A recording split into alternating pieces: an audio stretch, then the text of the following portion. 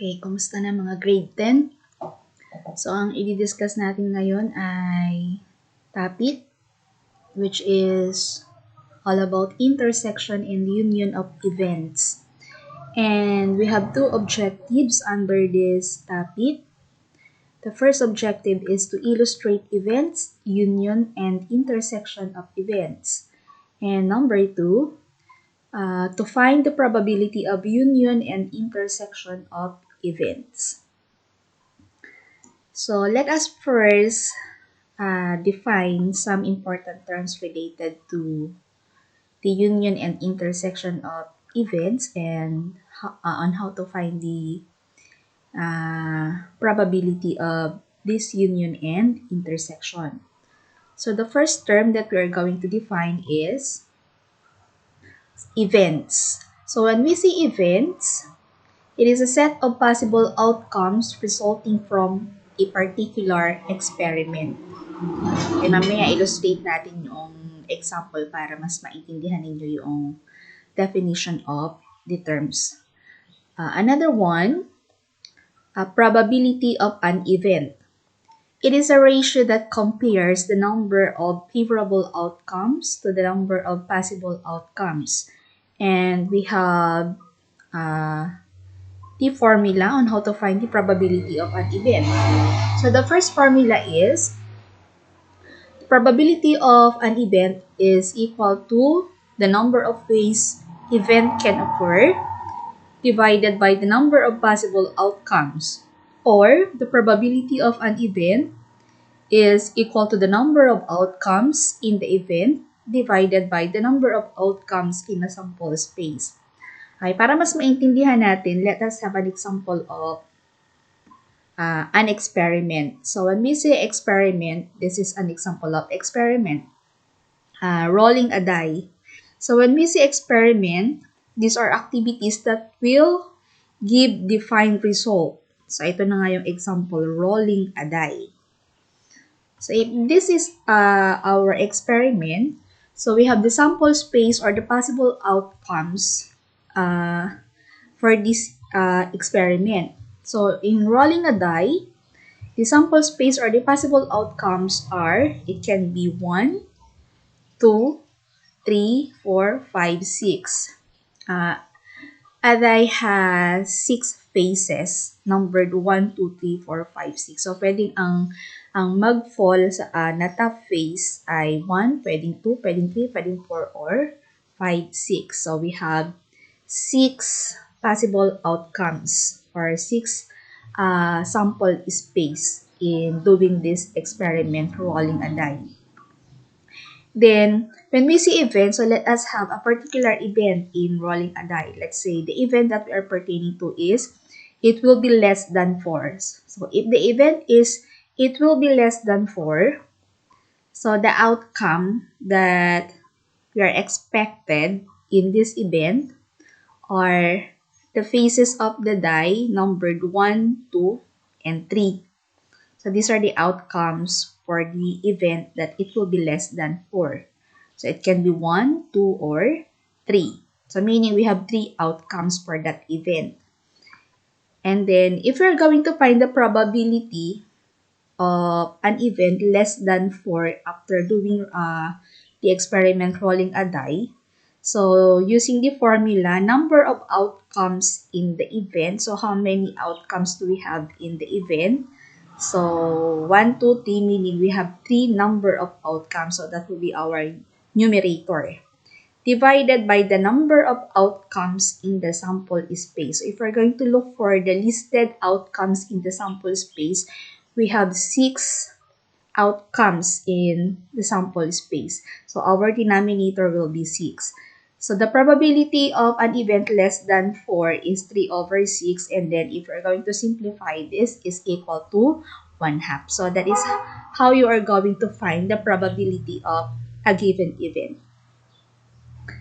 Next. Okay.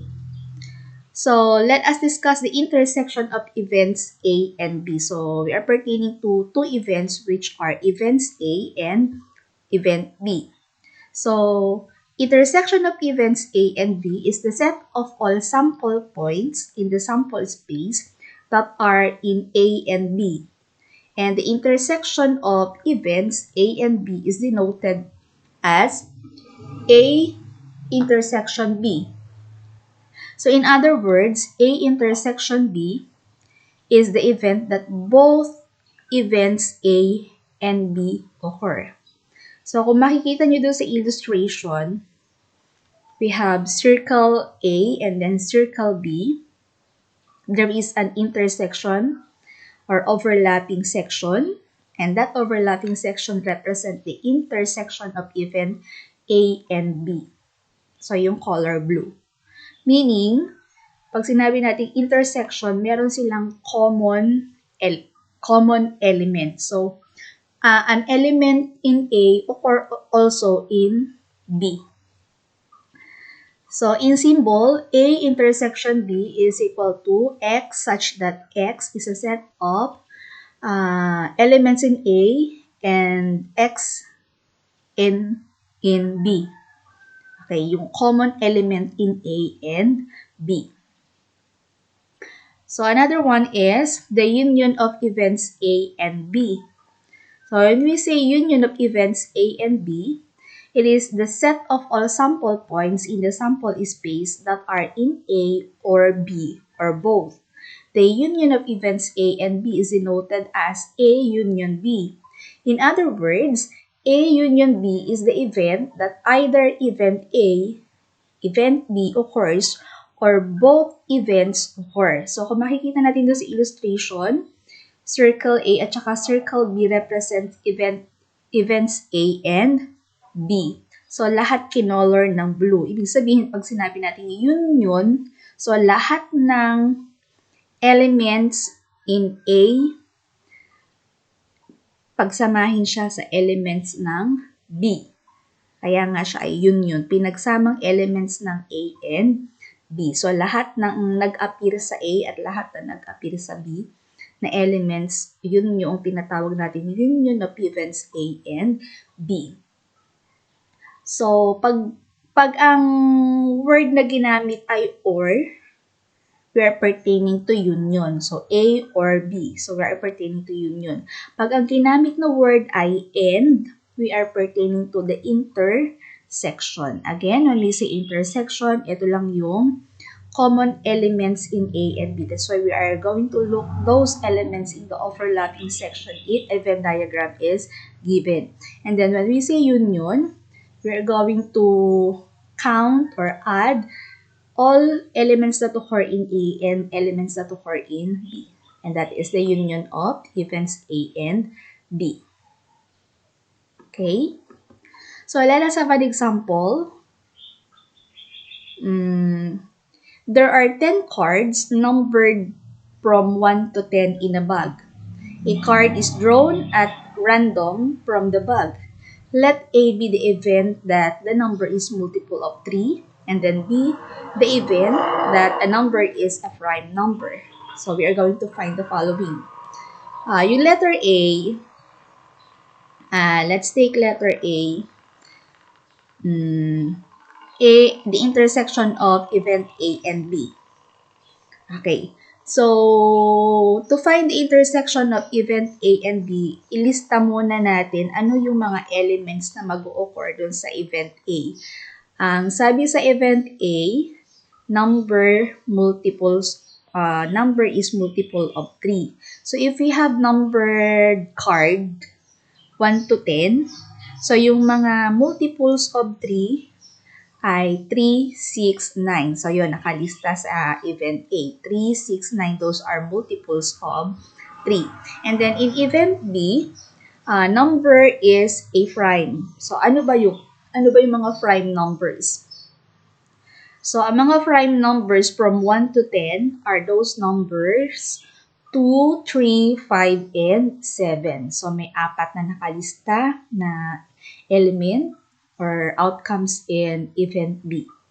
So, for letter A, the intersection of A and B. So, kanina sinabi ko, the intersection of A and B, meaning their common element. Element in A found in element B also. So the only element that occurs in A and also occurs in B is the element number card 3. So, meaning their intersection is 3. Yung element na 3. Then let us answer letter B. So for letter B, we are going to find the union of events A and B. So again, elements in A are 3, 6, 9, and then elements in B are 2, 3, 5, 7. So if we're going to write the union, so we're going to write those elements in A and in B, or both. So those are the numbers 2, 3, 5, 6, 7, and 9. So those are the unions of event A and B. And then let us have letter C. So ang ibig sabihin ng symbol na yon sa A at saka sa B sa taas ay yung A prime at saka yung B prime, ibig sabihin complement. Complement of A. So yung letter C, find the union of complements of A and B. So, ano muna yung sinasabi natin complement? Pag sinabi natin complement, ito yung mga elements na wala dun sa event. So, if you're going to list all the complements of event A, since ang event A natin ay prime numbers, 3, 6, Since ang ating event A ay multiples of 3, and those multiples of 3 are 3, 6, 9, so, yung hindi multiples of 3 ang ating ililist. So, yun yung complement. So, the complement of A, sabihin not multiples of 3, are 1, 2, 4, 5, 7, 8, and 10. And then, complements ng B, so, ang B natin kanina ay mga prime numbers. So, ang ililista natin sa complements ng B, ay numbers 1, 4, 6, 8, 9, and 10. So, yun yung mga complement ng B, yung wala sa B. Then, if you're going to write the union, so let us list those elements for the union of the complements of A and B. We have elements 1, 2, 4,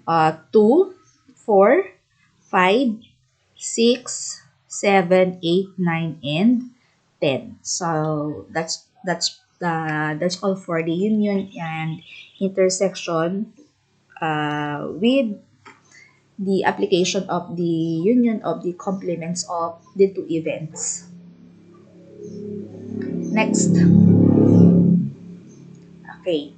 So in your module, there are 3 activities, activity A, activity B, and activity C. So, nagbigay ako ng examples ng bawat activity para maging basehan ninyo sa pagsasagot ng inyong activity sheets. So, this is the example for activity A. So, a box contains 10 blue balls with numbers 1 to 10. So, what is the probability of obtaining? Number 1, probability of obtaining a 4. Number 2, probability of obtaining less than 7. Number 3, probability of obtaining even numbers. Number 4, probability of obtaining odd numbers. And then number 5, probability of obtaining numbers greater than 7. So, let us have the solution or the answer for the following. So, para mas madali, since gagamitin natin yung formula ng probability kanina, sabi natin probability, yung numerator, kasi fraction yun, yung numerator ay ilan yung elements dun sa outcome ng event. I-divide natin yun dun sa sample space or possible outcomes. So, ilista muna natin, ayan, outcomes in the event. Dapat alam natin kung ano yung outcomes in the event. So, for number 1, probability of obtaining a 4. Doon sa blue balls, numbered 1 to 10, ilan lang ba yung ball na may number na number 4? So, di ba isa lang, and that is a ball numbered 4. So, ilan lang yung element dun sa outcome? There is only 1. And ilan lahat yung balls doon sa box? 10. So, the probability of obtaining 4 is 1 over 10. Kasi isa lang naman yung ball na may number 4. So, that is the probability of obtaining a 4. The number 2. Ayan. So, number 2, less than 7. Ano-ano yung mga numbers na less than 7? Yung balls na may numbers na less than 7. So, ito yung mga balls na numbered 1, 2, 3, 4, 5, 6. So, ilan yung elements na yon dun sa event? So, we have 6. That's why our answer for the probability of obtaining less than 7 is 6 over 10. And then if you're going to reduce this fraction, this is 3 over 5. Number 3. What about probability of obtaining even numbers? So when we say even numbers, so those are the balls numbered 2, 4, 6, 8, and 10. So ilan yun? So there are 5. There are 5 elements in the outcomes. That's why we have 5 over 10. And then this is equal to 1 half. Yung number 4, probability of obtaining odd numbers. So, ano yung mga odd numbers? So, those are balls numbered 1, 3, 5, 7, and 9. Ilan yon? 5 din. So, the probability of obtaining odd number is equal to 5. Then, ilan lahat yung numbered ball? 10 over 10. Lowest term is also 1 half. And then for number 5, probability of obtaining greater than 7. So yung mga balls mo na numbered greater than 7 are balls numbered 8, 9, and 10. So ilan yung elements na yon? So there are 3. That's why your probability of obtaining greater than 7 is equal to 3 over 10. So ganun lang siya kadali. So, this is the example for activity A. Sana masundan ng tama at may bigay din ang tamang sagot. Next, example for activity B. Ayan. So, for activity B, 2 fair 6-sided dice are rolled. What are the outcomes? So, ang hinihingi sa activity ay mga outcomes for the following event. So, ililista natin ano-ano yung mga outcomes for the following event. So, number 1, outcomes for an event, sum of 2 number is 4.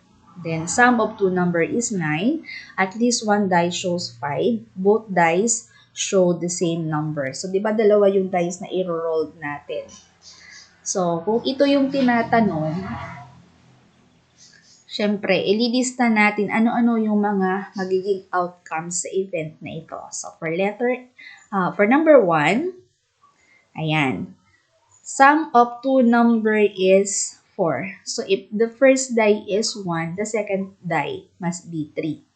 So, yung sum ng dalawang die na inirolled mo ay 4. And then, another one outcome is if the first die is 2, the second die must be 2 also, so that their sum is 4. And then, another one is, if the first die is 3, then the second die must be 1, so that the sum is also 4. And then, maliban sa tatlong ito, wala na. Wala nang ibang outcomes na pwede pa na ang sum ng 2 number ay 4. Kasi pag alis mo dyan, let's say 3, 3, 2, 5 na yon, 3, 3, 6 na yon, o 1, 4, 5 na yon. So, wala nang iba pa. So, there are only 3 possible outcomes for this event number 1. The sum of 2 number is 4. Next, ano naman yung mga outcomes in the event na dapat daw ay the sum of 2 number is 9?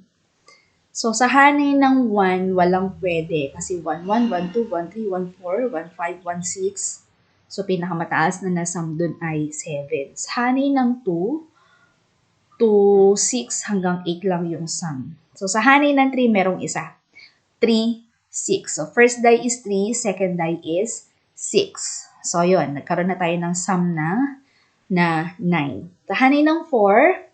So, meron tayong 4, 5. Kasi pag 4, 4, 8 lang yung sum. Pag 4, 6 naman, 10 na yung magiging sum. So, we have an outcome 4, 5.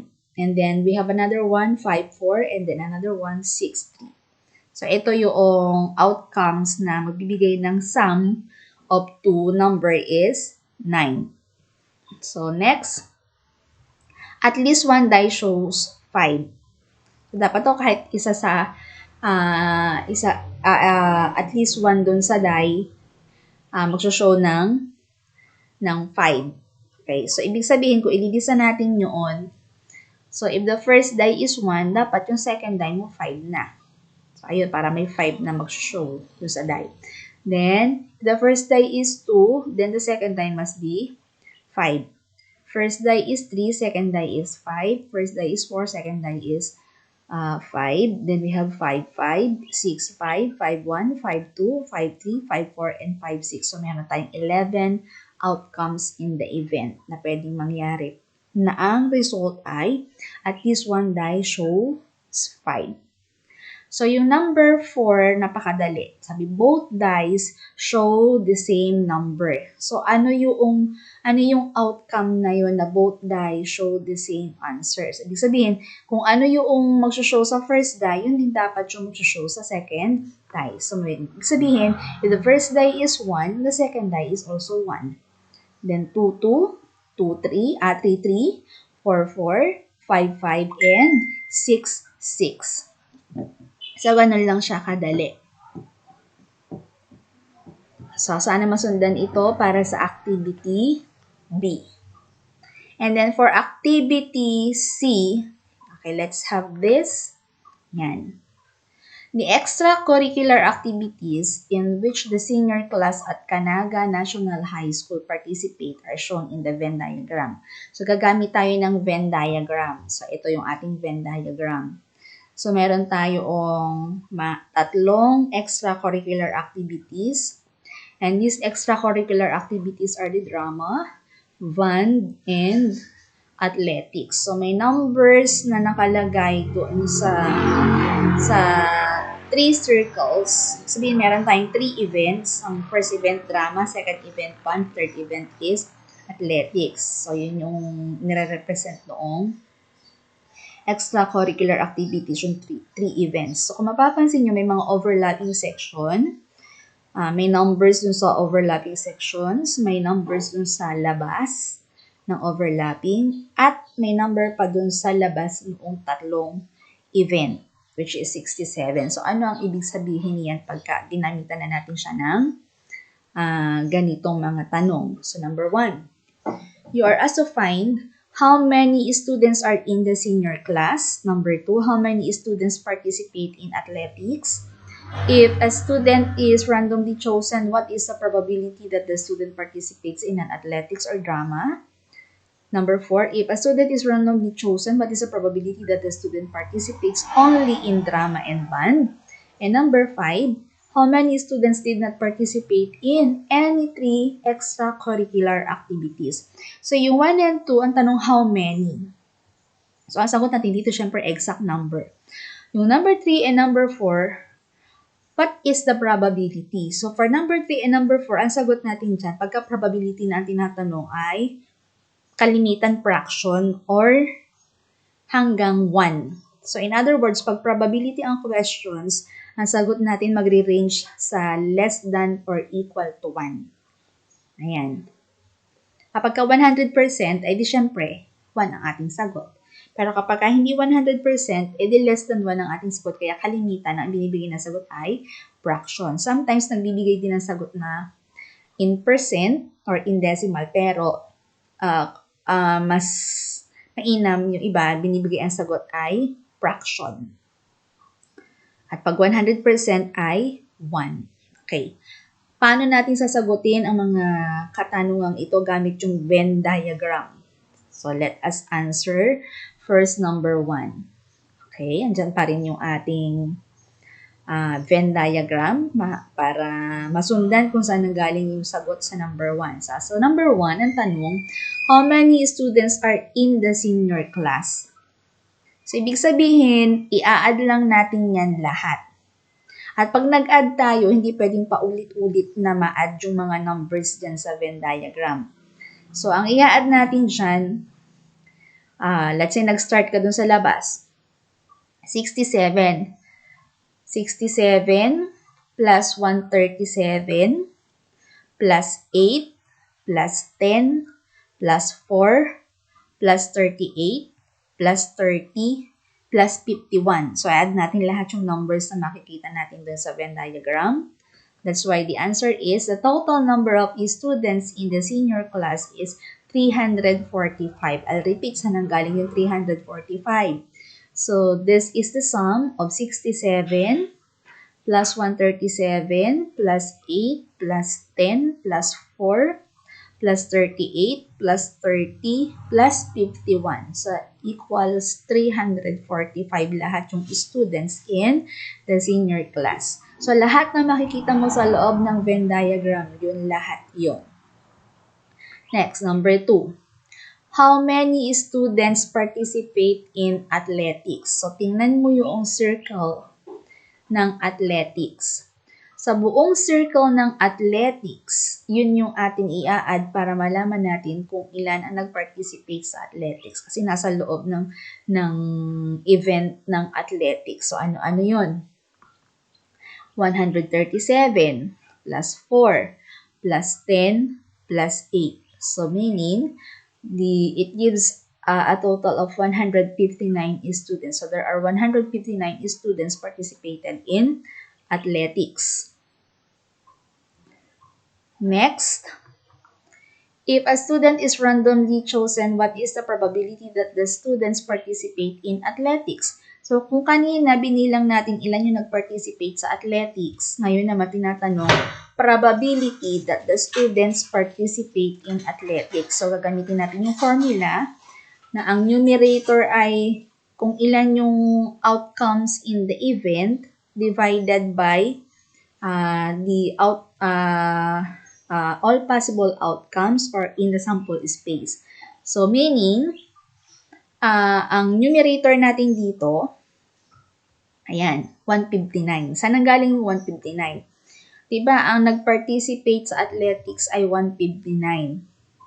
Over, sabi doon, yung total outcomes in the sample space, yun yung total number of senior class. So, kaya 159 over 345. Kasi meron tayong 345 students in the senior class. Okay, nasundan sana.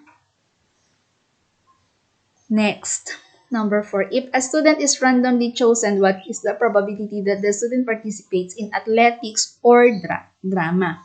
Kanina sinabi ko, pag gumamit tayo ng word na or, eto ay union. Kasi pag and, intersection.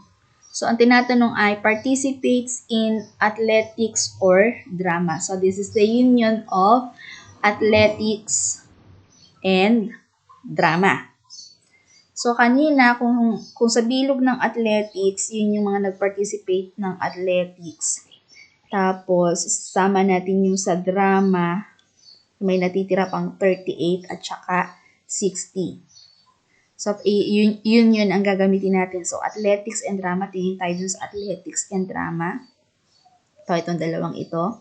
So, 137 plus 4 plus 10 plus 8. Dadagdag pa natin yung 30 at saka yung 38 kasi union of athletics and drama. So, lahat ng nandun sa athletics and drama. Ulitin ko, 137 plus 4 plus 10 plus 8 plus 30 plus 38. So, union of athletics and drama. So, ilan yon? Ayan. So, this is equal to 227 divided by, syempre, yung total number of senior class students ulit, which is 345. Ayan. Next. If a student is randomly chosen, what is the probability that the student participates only in drama and band? So, ginamit yung word na and, drama and band. So, kanina sinabi ko, pag ginamit yung word na and, we are pertaining to the intersection. So, titingin tayo dun sa overlapping section. Overlapping section ng drama, okay, drama at saka ng band. So, ang overlapping section nila ay yung 30 at saka 10.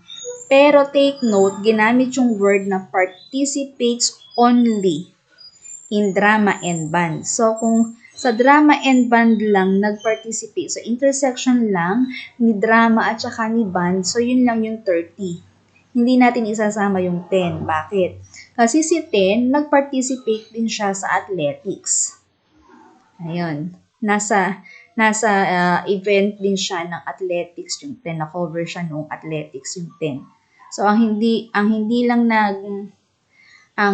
intersection lang ng drama and band only, ayun, only is yung 30. Huwag natin isasama yung 10. Kasi yung 10, lahat ng tatlong curricular activities, sinalihan niya. Kaya ang tinatanong lang naman dun sa number 5 ay, ang sinalihan lang ay yung drama at saka yung band. So, ang sumali lang sa drama at band, so yung may curricular na dalawang activity na yan, drama and band, is 30 students. So, do not include 10 because yung 10, tatlo ng curricular activities ang kanyang sinalihan. That's why, for number 5, our answer will be 30 over 345. Ayan. Pero pag ang inyong sagot ay pwedeng i-lowest term, ilo-lowest term nyo pa ha. So, ito lang binigay ko example. Pero take note na mag-lowest term kayo sa final answer. And then, number 6, how many students did not participate in any 3 extracurricular activities? So, kung itong mga nasa loob ng bilog, ito yung mga nag-participate dun sa tatlong activities. Take note, meron tayong number sa labas ng Venn diagram. At sa labas ng tatlong curricular activities, which is 67, and this is also part of your Venn diagram, meaning kasama pa siya sa bilang ng estudyante. Ito yung mga di mahilig magsasali sa mga curricular activities, wala silang sinalihan. Kaya ang sagot sa number 6, there are 67 students. Okay? Part pa rin sila ng sample space or total number of students. Wala nga lang silang extracurricular activities. Naintindihan? So again, pag ang tinatanong lang ay how many, ang ibibigay natin sagot, exact number. Pag ang tinatanong ay probability, kailangan na natin siyang i-divide sa total number ng elements na makikita natin dun sa sample is space. Ayan. So, kung ang ating pinag-usapan ay students, so total number of students ang denominator. Pagka cards, ilan lahat yung cards na ibinigay? Pag dice, ilan lahat yung faces ng dice? Okay. So, eto yon. Again, pag ginamit yung word na and, we are pertaining to intersection. Look for the overlapping section. Pag ginamit yung word na or, we are pertaining to the union. So, i-add lang natin yung makikita mo dun sa event na tinutukoy kung ano yung kailangan kuhanin ang union. Pero pag ginamitan na ng word na mga only, halimbawa ito, ilagay natin ng twist ito. How many students participates only? Ito, number 2. How many students participates only in athletics? The word is only at only in athletics. Ibig sabihin, athletics lang talaga yung kanyang curricular activities, hindi na siya sumali pa sa iba. So, i-consider lang natin doon, kung ilalagyan ko ng tuition tanong, nilagdagan ko ng only in athletics, ang sagot lang doon is 137. Ayan. Kasi yung 4, yung 10, at saka yung 8, sumali na sila sa ibang curricular activities. Ayun, nasakop din sila ng dalawang activities. Pero pag sabi only in athletics, 137. Ayan. Pero pagka hindi ginamitan ng word na only, ang sabi, participate in athletics. So, lahat ng nandun sa bilog ng athletics, yun yung tinutukoy natin na nag-participate sa athletics. Okay, sana malinaw yun sa inyo. Okay. Ayan. Nilagay ko dito, take note. It is union of events if the word is or. So, in symbol, union of A and B. So, pag union, kita nyo kanina yung illustration ko, yung lahat ay naka-color blue yung ating Venn diagram. Intersection of even, if the word is N, gumamit tayong word na N. So, in symbol, so we have union of A and B, and that is found, or this is found in the overlapping section. If we have the Venn diagram. Or kung wala naman yung Venn diagram, pag sinabi nating intersection, common elements lang ng mga events. Hope na intindihan ninyo at may apply ninyo ng tama para masagutan ng tama ang inyong activity sheets for week 6. So that's all for week 6. Good luck.